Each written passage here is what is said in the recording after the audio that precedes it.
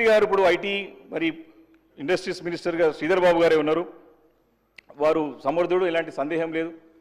మరి వారి ఆధ్వర్యంలో రాష్ట్రానికి 1,78,950 కోట్లు పెట్టుబడులు వచ్చినాయి.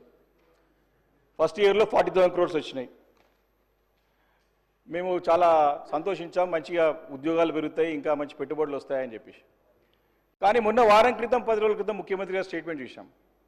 మమ్మల్ని ఎవరు నమ్ముతలేరు, మాకు ఎవరు డబ్బులు పెడతలేరు, మాకు ఎవరు అప్పు ఇస్తలేరు. ముఖ్యమంత్రి గారు అన్నారు.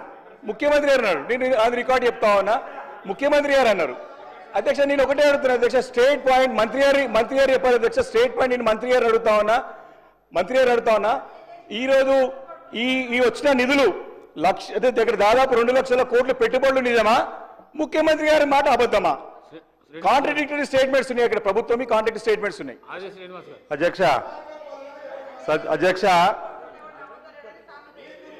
వారికి బడ్జెట్ పద్ధతులపై మాట్లాడాలని చెప్పంటే దానికంటే ఎక్కువ రాజకీయ ప్రసంగమే వారు చేస్తూ ముఖ్యమంత్రి గారిని విమర్శించేటువంటి కార్యక్రమం పెట్టుకోవడం తప్ప వ్యక్తిగతంగా ఈర్ష్యా భావము అక్కసు కనిపిస్తుంది తప్ప ముఖ్యమంత్రి గారు మాట్లాడినటువంటి మాటలు మా గౌరవ ముఖ్యమంత్రి రేవంత్ రెడ్డి గారు కానీ లేదంటే శ్రీధర్ బాబు గారు కానీ ప్రతిపక్షాలు భయపెట్టే విధంగా మాట్లాడుతున్నారు, పెట్టుబడిదారుల గురించి అనే మాట మాట్లాడింది తప్ప